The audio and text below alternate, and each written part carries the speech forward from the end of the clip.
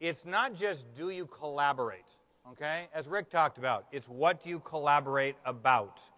And what are we going to have these teacher teams do? They're going to focus on the last three essentials. They're going to focus on the last three hearts. What? Our third essential, the third heart, the third thing we must be tight about. We got to get very clear on exactly what all students must learn. PLCs capture it with this question. What do we expect our kids to learn? The first question we ask a team to consider. Marzano would call this a guaranteed viable curriculum. Reeves would call it power standards. I don't care whose vocabulary you want to call it. We know this. If we want all kids to learn, we better get insanely clear on exactly what kids have to learn in this course, this grade level, this subject, to be prepared for next year and beyond. Now, some will say, but Mike, we already have state standards, don't we? Why would we have teachers do this activity when it's already been defined for us? Okay, teachers, be honest here.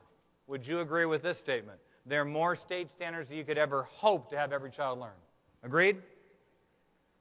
You try to squeeze all your state standards into 1 year in your course at your grade level, you're going to look or sound a whole lot more like this. Can't be done. And folks, it's not you.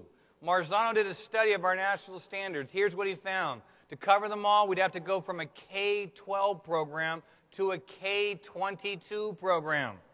Unless one of the interventions in your districts is kids get to go to school until they're 27, they're not going to learn them all.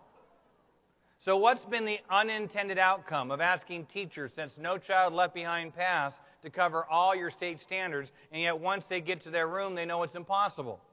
Well, teachers can't announce, I'm skipping some. So in the privacy of their own room, when the standards police aren't watching, teachers are making choices. They think this way. I think this is really important. I'm going to hit this hard. In fact, I might even find time to reteach it if kids don't get it. This is pretty important. I'll make sure I teach it. All kids will have exposure to it, but I might not find time to reteach it if kids don't get it. And I'll try to get to everything, but if I run out of time, I might not get to this stuff. But the problem is every teacher is forced to do it in the privacy of their own room. So what's been the unintended outcome? 3 national studies of the actual curriculum.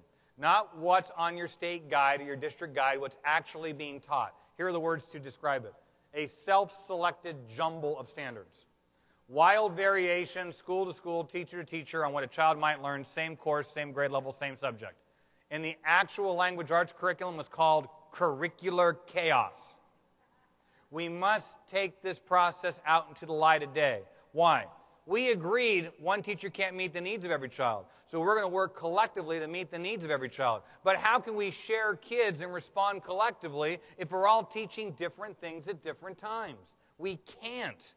We must agree upon what's most essential. And we must engage every teacher to have a strong voice in this. Why? Who knows the needs of the kids at your school best in the whole world? The teachers who serve those kids. The best curriculum needs to connect both where kids have to get in the content. We also got to hook them from where they're coming from. The demographics of the schools in this room are different, right? They're coming from different places. So we need to consider both. Not to, when kids come from a disadvantaged background, not to lower the bar, but you still got to connect where they are to where they have to go. And the people who know where those kids are the teachers who work with them. And each teacher is also trained in